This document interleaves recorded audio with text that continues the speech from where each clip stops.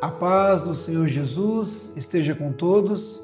Bem, hoje é o nosso dia 234 e eu gostaria de comentar o livro profético do profeta Ezequiel, capítulo 5 ao capítulo 8. Ontem nós falamos sobre algumas questões proféticas, mas eu quero chamar a atenção de vocês a forma como o profeta fazia as visões, as coisas, entre aspas, esquisitas, coisas que às vezes a gente não tem conhecimento, a gente não tem noção daquilo que o profeta está vendo. E às vezes até o profeta falando a gente não consegue entender, mas a palavra profética ela veio para trazer uma mensagem para nós. E aqui o profeta Ezequiel, ele vai fazer um ritual mandado por Deus. Deus vai falar o seguinte no capítulo 5. Ezequiel, você vai pegar uma espada que seja afiada como uma navalha, arranca toda a cabeça, tira toda a barba, e esses pelos você vai dividir em 3 partes. E aí você vai fazer o seguinte ritual. A primeira parte você vai levar lá no centro da cidade e vai queimar na frente de todo mundo. A segunda parte do cabelo, você vai pegar e vai picotar, vai cortar em pequenos pedaços e vai espalhar na cidade esses pequenos pedaços do pelo. E a terceira parte, você vai jogar ao vento. Quando você jogar ao vento, eu mesmo vou ferir com a minha espada. E qual é o significado desse ritual? Era um significado de uma palavra de juízo sobre o povo de Judá. Quando Ezequiel estava profetizando, ele não profetizava em Judá, ele estava profetizando na Babilônia. Ele é um profeta babilônico, mesmo sendo do povo de Judá. Aliás, ele era filho de um sacerdote, né? Então, Jerusalém, a palavra vai dizer, ela se perverteu tanto mais do que as outras nações. E aí, por causa dessa perversão, eu estou dizendo para você, falar para Jerusalém, eu estou contra vocês. E aí, um terço, representando esses pelos que o Senhor mandou Ezequiel executar, um terço significa que um terço da população vai morrer de peste e morrer de fome. O segundo terço vão morrer à espada.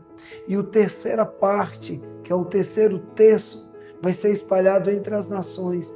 O ritual, ele tem uma importância.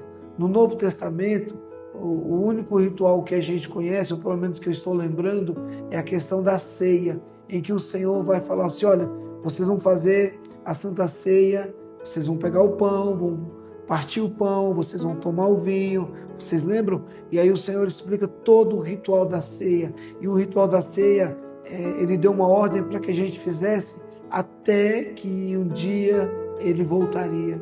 Então, é uma esperança de que um dia ele vai voltar.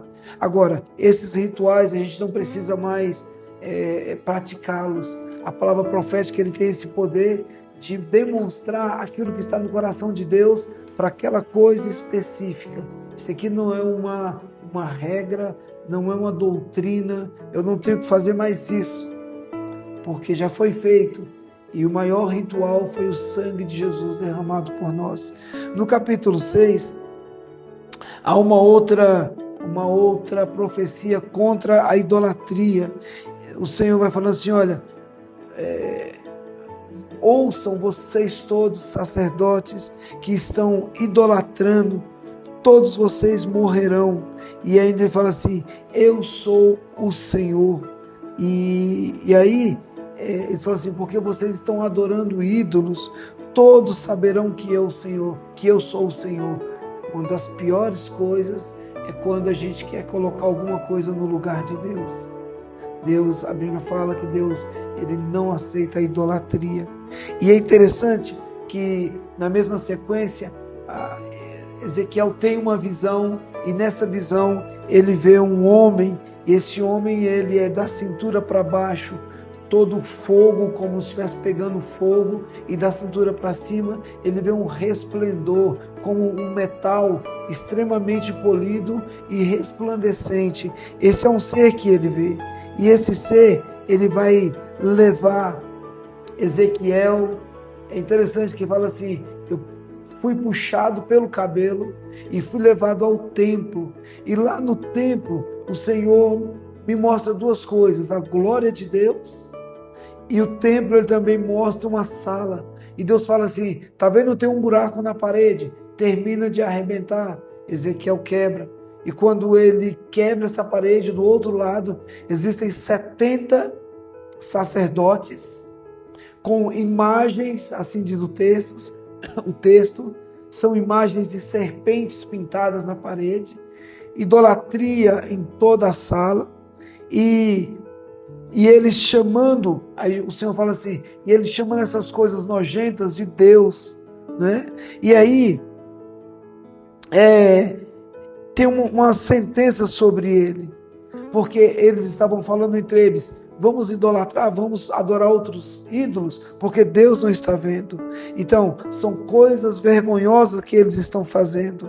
Então, o Senhor fala para Ezequiel: eles vivem me insultando.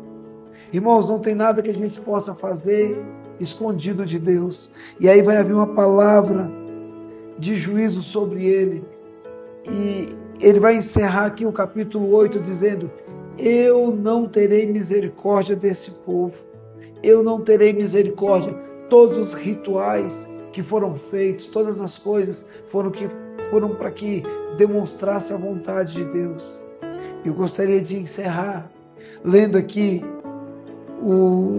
uma forma que a gente pode agora nos achegar diante de Deus sem precisar desses rituais no Antigo Testamento.